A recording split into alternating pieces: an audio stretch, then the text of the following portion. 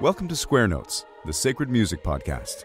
Your chance to learn about the teachings of the Catholic Church on sacred music, both in theory and practice. Through interviews, discussions, and music, your hearts and minds will be lifted up and better understand what it means to sing the praise of His glory. And now, your hosts, Peter Carter and Dr. Jennifer Donaldson.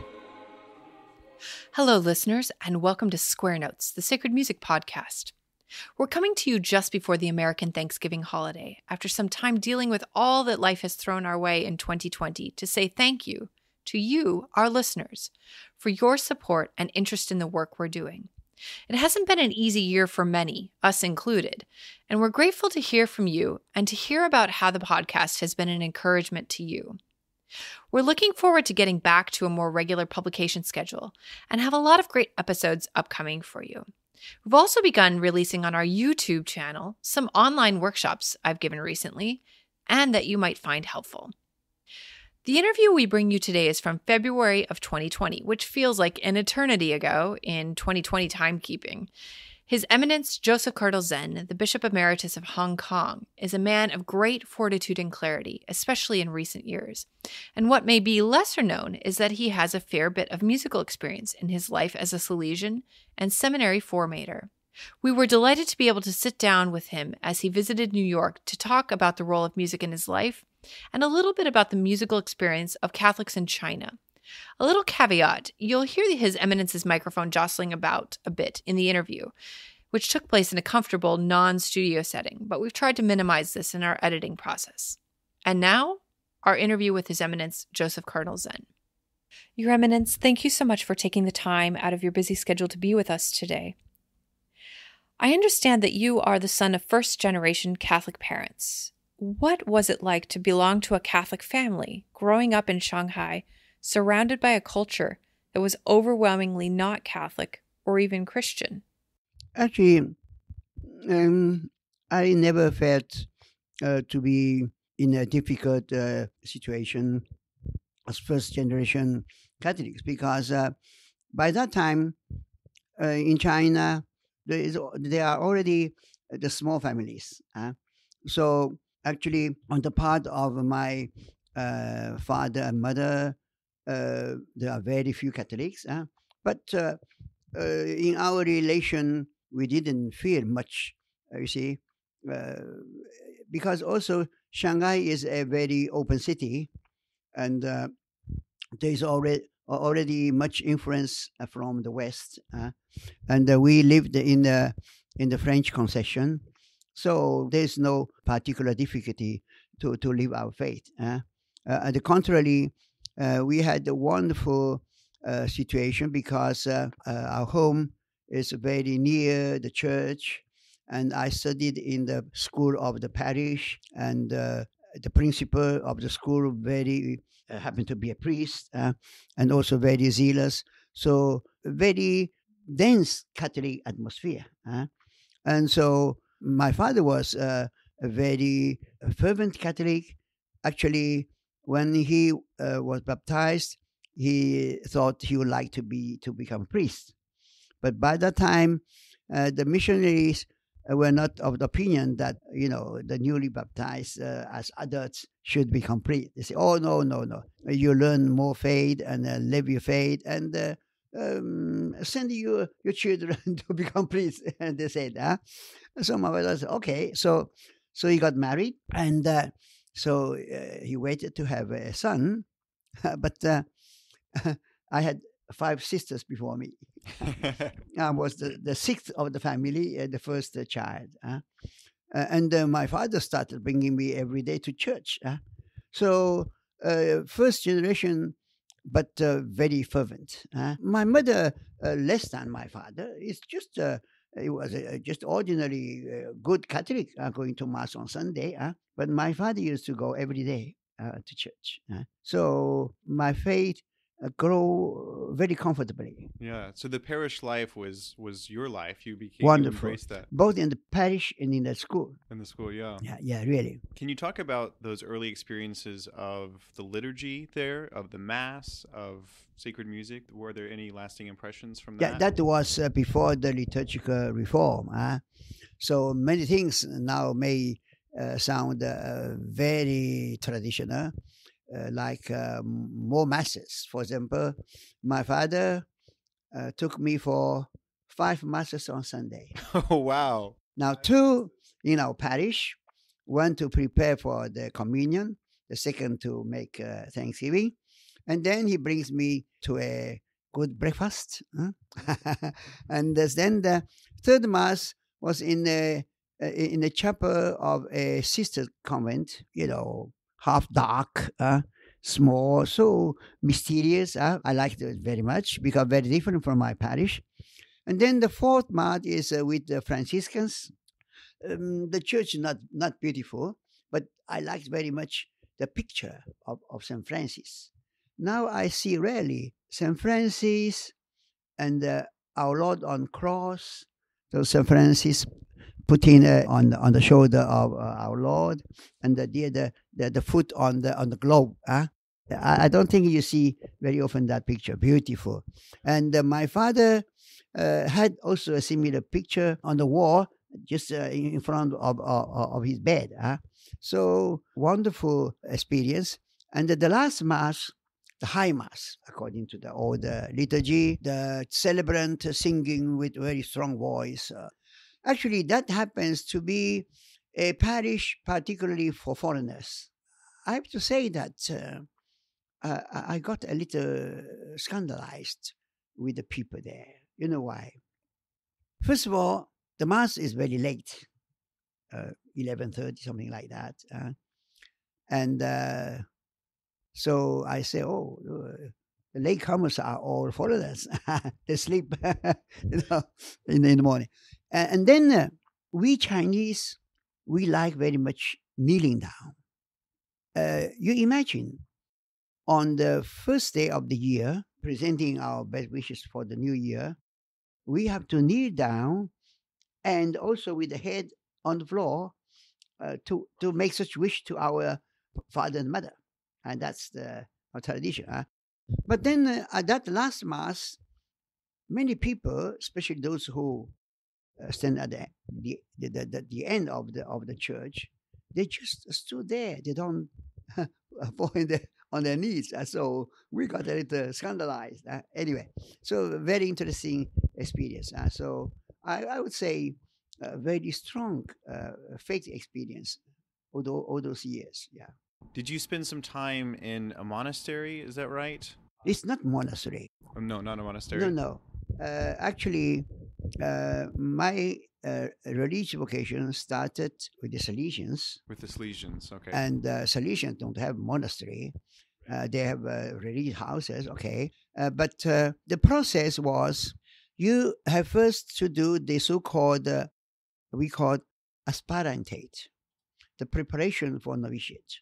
Long preparation. We have 6 years of studies. I mean, actually, the secondary school already in the special school with the Salesians, not a common school, but a special school. So we were a group of 50, 60 boys, all with intention to become priests one day, to be priests in the Salesian congregation. And so we were there receiving special formation. We study all the subjects I see in all other schools, but then above that we had also Latin, so very early, and the last 2 years even some Italian, because Salesian used to speak much Italian. But the most important thing is very intense religious atmosphere, wonderful, and the singing had a wonderful part. Actually, we had a rather big house, housing both our community of very young boys and also the community of the students of philosophy and theology, the real seminarians, the Salesian seminarians. Now, we boys, we have wonderful voice, soprani, contralti, and the students of theology and philosophy, they have also good voice because many were missionaries. They come from many countries, and many have very good voices. So they were tenori and bassi, also wonderful. And those years, the life was very simple. So we study seriously, but what were our spare time or our recreations? So we had much sport and much music. So we played football, soccer, and then singing, because by that time there was no television. No television at that time. So singing was a very important part of life, and we used to sing simple things, but also difficult pieces for voices. Do you remember any of the kinds of music? All kinds of music, the songs which the people sing, and then the popular religious songs, mostly Were those in Chinese? From Italy. Oh, from Italy. Okay. Salesian Italians. Right. Salesian have many musicians. They compose a wonderful. Actually, they were all religious songs. But then the Gregorian chant was especially the student of theology, philosophy, they really performed with perfection the Gregorian chant, and also more difficult pieces, polyphony, like Palestrina and those pieces. You see, so I think very high level of music formation. Yeah. Now, telling my own part, I entered this community of aspirants rather late. I mean, I entered already the third year, starting from the third year, not from the first year, and so I had to make up for the lost time. So I have to study much Latin. In 1 year, to study Latin for 3 years. So very busy and also hard time. So I had no time to, for example, to learn to play some musical instrument, because many of my companions learned to play harmonium, but I had no chance because no time. I would have liked to learn that, but then I could sing. The boys were divided in soprani and contralti.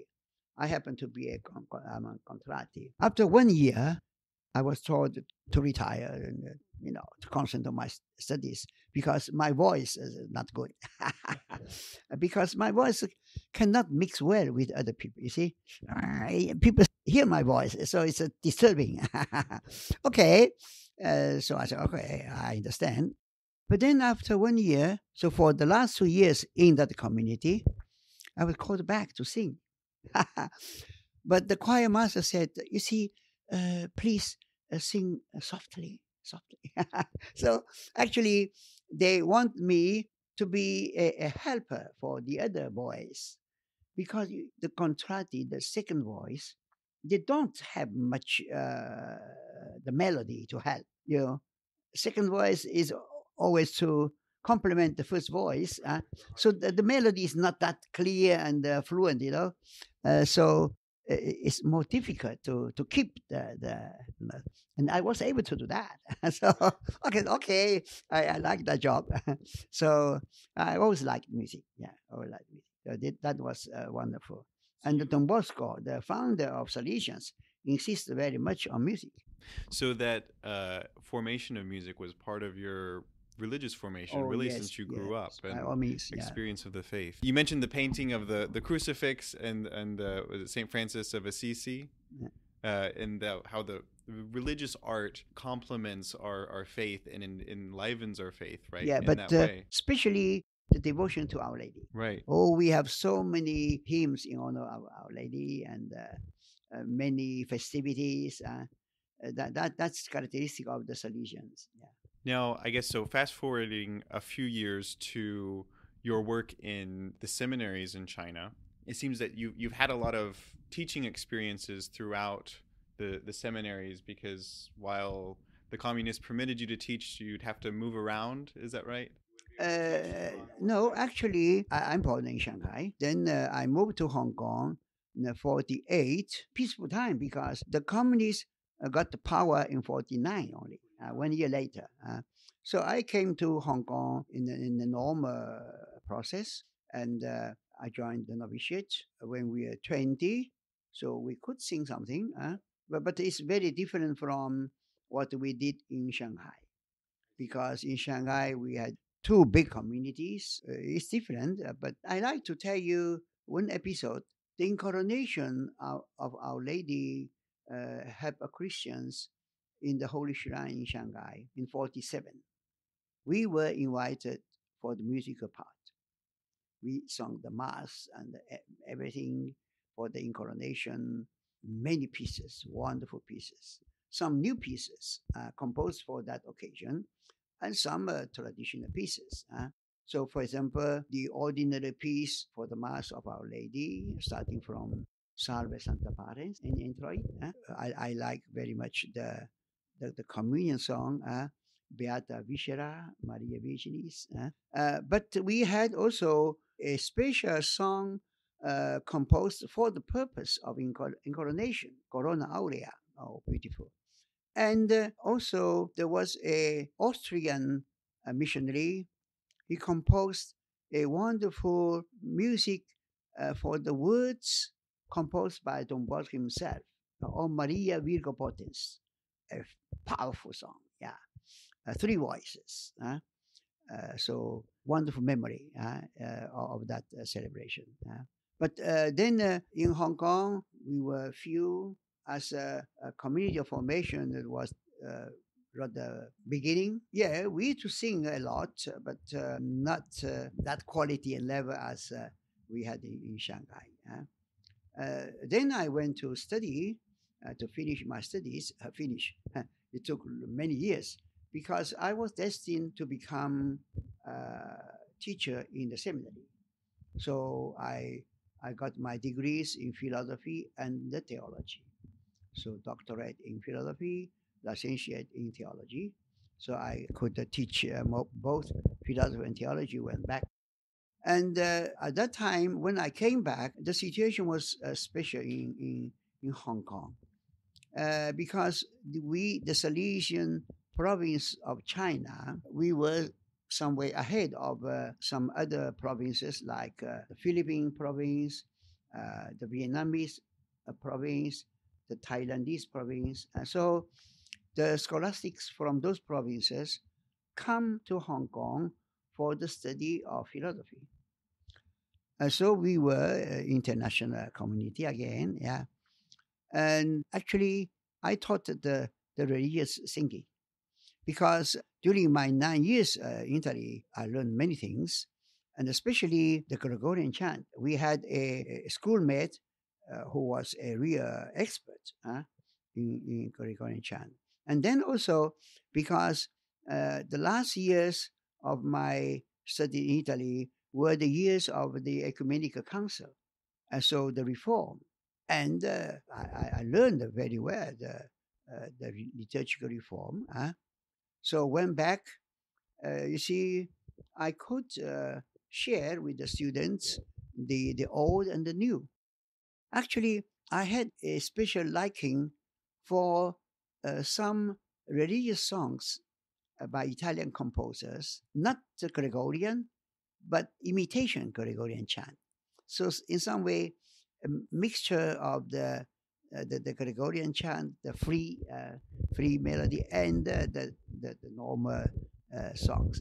So in those years, the 7 years, we had that community actually on the island in Hong Kong, rather a big community because people come from many places. I had a very good care for the religious music. And then it happened that several years after, I had also opportunity to go to teach in the seminaries in China from 89 to 96. The seminary in Shanghai was full of seminarians, 120, just imagine. And some, I may say, were rather in advanced age. I mean, 40 years of age, they joined the seminary because there was no seminary for many years. You imagine the cultural revolution, the religions all disappeared. So they had to wait so many years to they joined. So it was again the big community. And I had chance to help for the music. In China, the liturgical reform could not start with the rest of the church. They were separate. And the communist government was not eager to follow that reform because it comes from Rome, you see.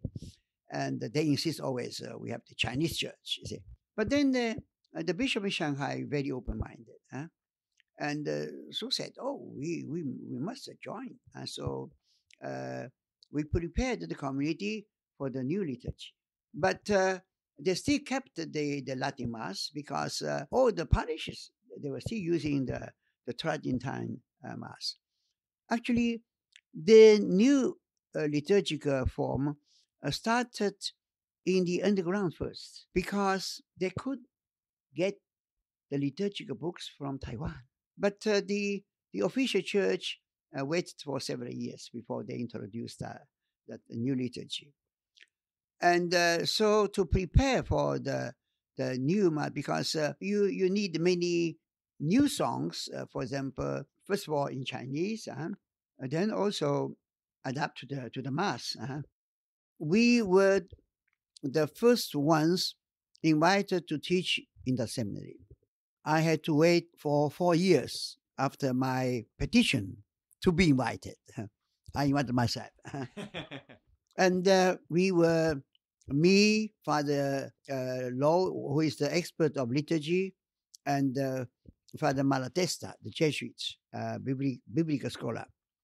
So we prepared the seminary for the new liturgy, and we brought the music from Hong Kong. And so to help them to learn fast those songs, I organized even a competition, singing competition. I especially remember the Holy Week, the first year we were there. We had something, I think, which remained in the memory of those seminarians. First of all, we tried to beautify the chapel. Then the Palm Sunday, we had a big procession. There was much space in the seminary, so we started the procession in the playground. Then we went into the church, singing Gregorian chant. But the entrance is at the top of a staircase like that. So we could not count with exactness the procession. So I told somebody, we may pick out from the liturgical formulas from the prayers of ours and also from the Mass, some expression, and to make a kind of slogan, Jesus, the Son of David, long live Jesus, etc., something like that. So a dozen of such, slogans. And it happened there was just a right slice of time. So some leaders shout, Jesus, Son of David, long live Jesus. And the 120 seminarians answering, I don't think if that is according to the liturgical spirit, but I think so. So, but in front of us was the school for military police. And every day we hear the shouting, the fighting. So they shout when they fight. So they say they hear us to shout. The 120 shouting together. Oh, it was one. And then entering the church, I taught them a song, Two Voices. I don't think if it is very famous.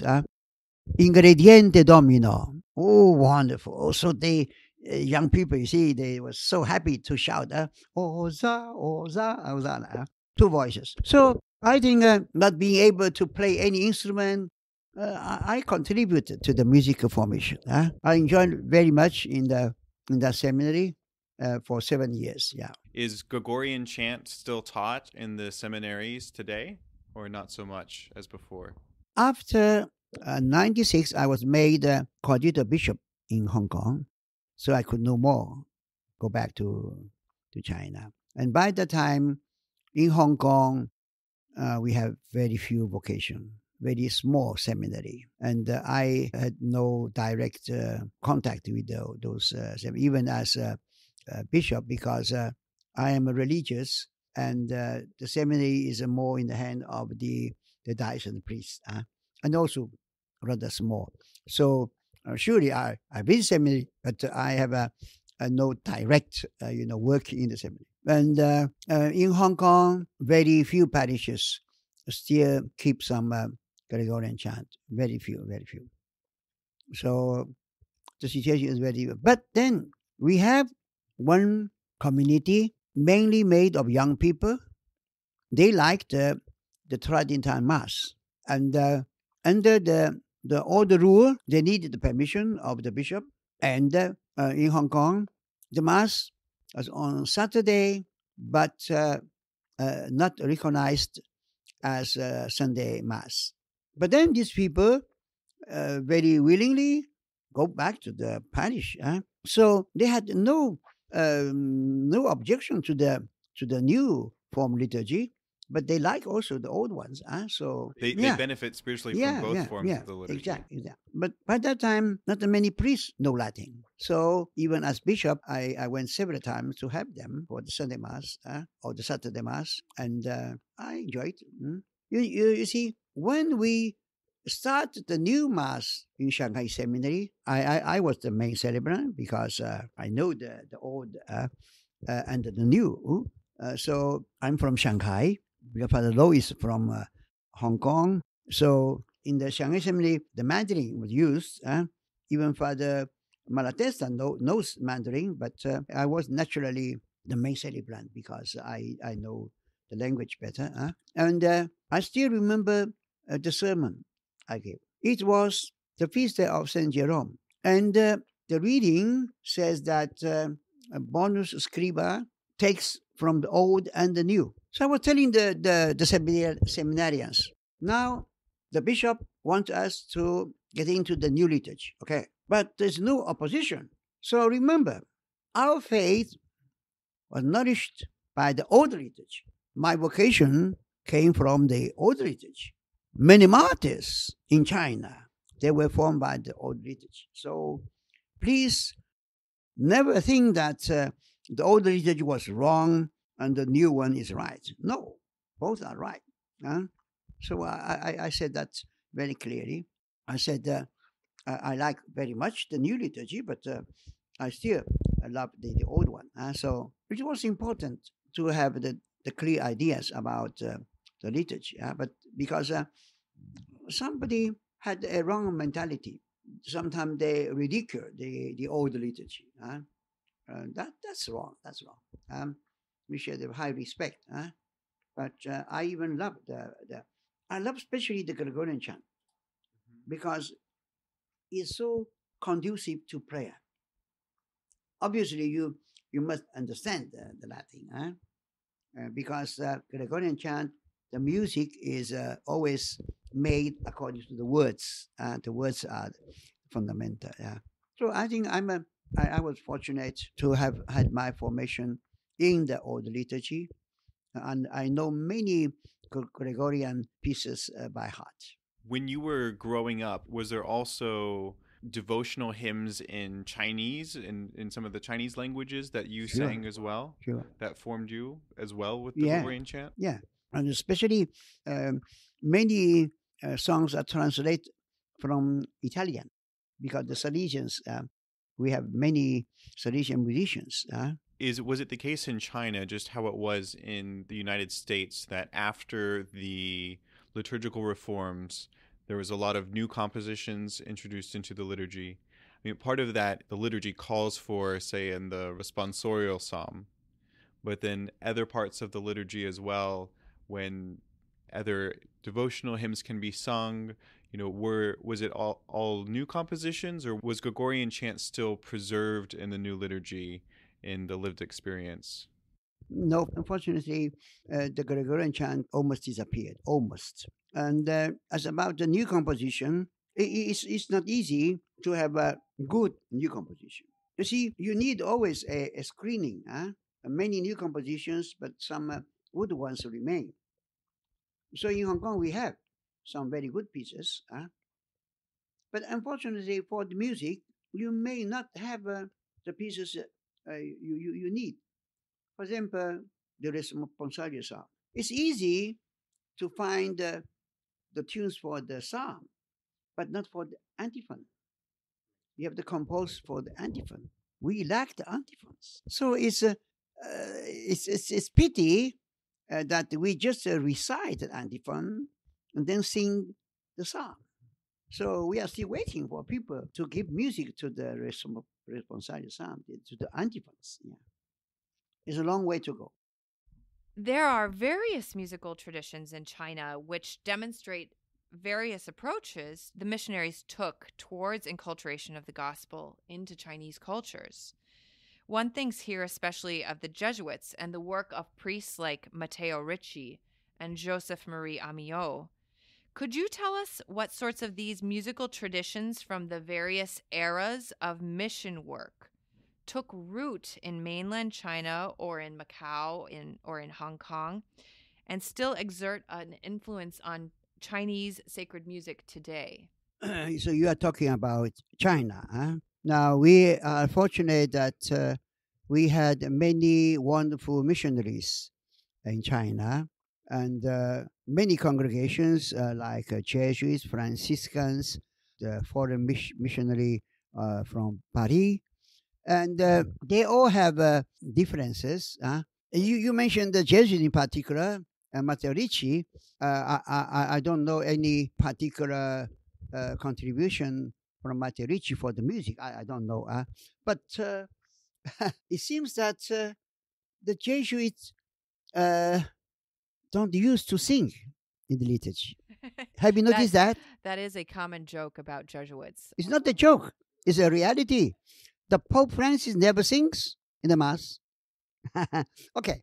So actually, the liturgical spirit is characteristic of Benedictines. But then I'm a Salesian. Don Bosco loved music. And we are the last comers in the church. We are little brothers among the religious orders. And in our spirit, we are very humble. We say a good Salesian must have a little of Benedictine, a little of Franciscan, a little of the Jesuits.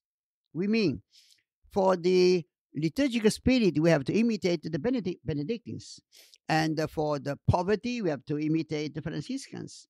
And for the obedience to the Holy Father, we follow the Jesuit example. See. So for music, we follow the Benedictine tradition. So our founder gave much importance to the singing in the liturgy. Also because, you see, with young people, music is important. And so in my early years with the Salesians, we joined a lot of music. The popular music, the Gregorian chant. And we had a very interesting period in Shanghai. That was the Japanese invasion, the war. And by that time, you may not remember because so many years ago, there was a ship, Conte Verde, a big ship. It was in Shanghai harbor, and the Italian Marine were not obeying to the central orders. They should help the Japanese. So the central government ordered the ship to be handed to the Japanese, but the Marine disobeyed, and so they gave order to sink that ship in the harbor of Shanghai. So the Japanese were very angry, so they arrested the whole crew. Civilian ship, it was not a warship, but then they arrested them as traitors, etc. So they need a prison to keep those prisoners. And we Salesian had a big school. They took a part of school to be the prison for these Italian prisoners. And on the cruisers, there is always an orchestra, used to be. And so there is also a musician. And so they become our neighbor. And we Salesians, we speak Italian. There was Italian, so we were very good friends. And so that musician was very happy to help us to compose some operetta, some beautiful script translate into Chinese. And this musician gave music, and the orchestra was there. And so the Salesians were at the beginning only. And also because they were living in the outskirts of the city. And so using this operator, they make themselves known because they invite all people for the show, and the people enjoy because free of charge, and there were no many pastime during those years, and so the Catholic community all come to this operetta, so they came to know the Salesians. So the first boys joining the Salesian order with the missionaries, they performed for those operetta. So the music was a very important part in my earlier formation, those years. We were very poor, but always very joyful because the singing. It seems very much in keeping with the spirit of Don Bosco to attract young people in that way. Yes. Your Eminence, what would you say to those who might say that debates in regards to the celebration of the liturgy or sacred music are indicative of a privileged society that takes for granted the freedom to practice the Catholic faith, and that instead of focusing on those issues as Catholics, we should focus more on the issues of freedom to practice our faith and those less fortunate societies and those where Christians are persecuted? Is there not a middle ground or a both-and approach that recognizes the central nature of the liturgy to the exercise of the Catholic faith as something that unites all Catholics throughout the world, persecuted or free, and even through the various rites of liturgical expression? You see, you have always to remember what is the idea and what is possible in the concrete situation. I mentioned those our wonderful performances with the boys and the students of theology together. All those fantastic polyphony, even modern music, four voices. That's the idea. So, given the opportunity, you must try to give such experience to the people. And nowadays, with the new technology, you cannot perform, but you can reach those kind of music. You can have everything from the internet. So you can have to cultivate the music using this new, because that was impossible at our times. But then when you have a persecution, you are condemned to live your faith in the underground, like in the catacomb. You cannot have so many things. But then I think it is important still because the music can help very much during the difficult times. You imagine when there were many Catholics arrested by the communist regime, every day they count the day. So then when was the Christmas midnight in the prison? From every corner, they start singing Silent Night. So the music is important. You cannot express what is in your heart just with words. You need the music. So it's important. I think in the normal times and also in the difficult times, the music still must have something to do, because this is the way, the best way to pray. The best way to pray. Yeah, I think that the human life is never easy, and so you surely have a difficult moment. But I think those Gregorian chants learned by heart helped me a lot in my so many years of Salesian vocation. That's beautiful. Here's our last question, Your Eminence. Yeah. What would you say to church musicians in the United States about having courage in their work, particularly when cultural or other forces seem to impinge on life as a Catholic, the ability to live freely as a Catholic, or pressure to live in another way? What would you say to inspire in their hearts courage like the Christians have in China? I think we have to appreciate and treasure every good things coming from the Lord. Now, surely in the Catholic Church, we have the richest treasure kept through the history. So sometimes they misunderstand the reform. The liturgical reform should be based on the document of the Ecumenical Council. And there you have recommendations to keep the old ones. So even the vernacular now becomes the normal. There's still a clear invitation to keep also the Gregorian chant in some measure, because that is a very precious heritage. Obviously, we are not closed to. So, for example, I am very fond of Gregorian chant. When I say Mass by myself, I sing Gregorian pieces, and even in my personal prayer. But then I try to learn also, for example, some hymns in English, because that is also a treasure of the Christian culture. Some pieces composed by some very good Christian.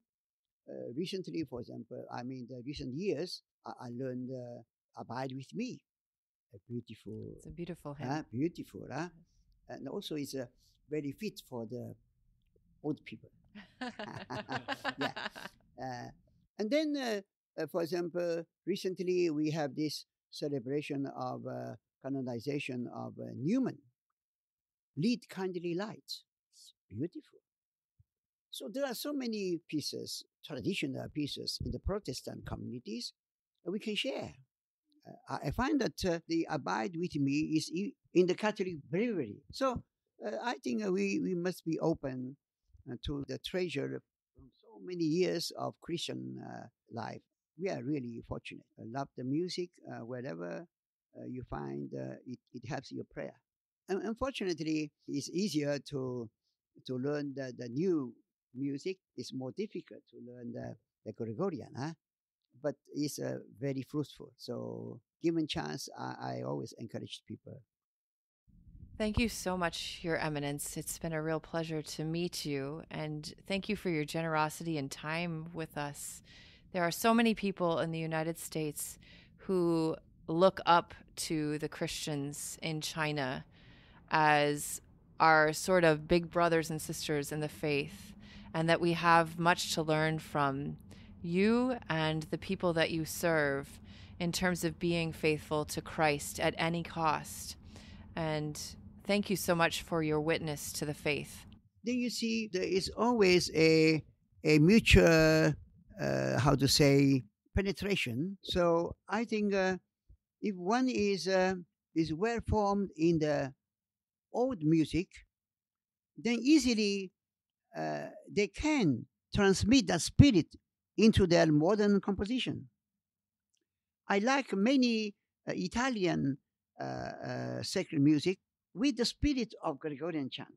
Beautiful. A mixture of Gregorian and the modern. I like very much. So the Holy Spirit is inspiring in many ways. It's a beautiful final thought to take away, Your Eminence, that to love all good things that come from God, and whether that music is, as you were saying, is in English or Italian, or to use our efforts to learn our tradition in Latin as well, that we can grow and learn to pray through all these ways that are edifying to the soul. Yes, that's important. Thank you so much. Okay, thank you. We hope you'll join us for our next episode with Dr. Aaron James, Director of Music for the Toronto Oratory of St. Philip Neri and a graduate of Eastman School of Music, as he discusses motets with us. Until then, we'd also be grateful if you could head over to iTunes and leave us a rating there, which helps others find our podcast, or become a subscriber to our YouTube channel, which has even more content than our podcast feed. In the meantime, may we sing the praise of His glory. We hope you've enjoyed listening to Square Notes, the Sacred Music Podcast with Peter Carter and Dr. Jennifer Donaldson. For more information about this episode, sacred music resources, or upcoming events, visit our website at sacredmusicpodcast.com. You can subscribe to our podcast on iTunes, Stitcher, YouTube, SoundCloud, or your favorite podcast app. If you enjoy our podcast, please write us a review on iTunes. This improves our iTunes ranking and helps others find out about the podcast. The music you heard at the beginning of this episode is Hec Dies by William Byrd, sung by the London Oratory's Schola Cantorum Boys Choir, directed by Charles Cole, from the CD Sacred Treasures of England. The music at the conclusion of this podcast is the first movement of Trio Sonata No. 6 in G major by Johann Sebastian Bach, performed by Peter Carter. We look forward to having you join us next time, and until then, may we sing the praise of His glory.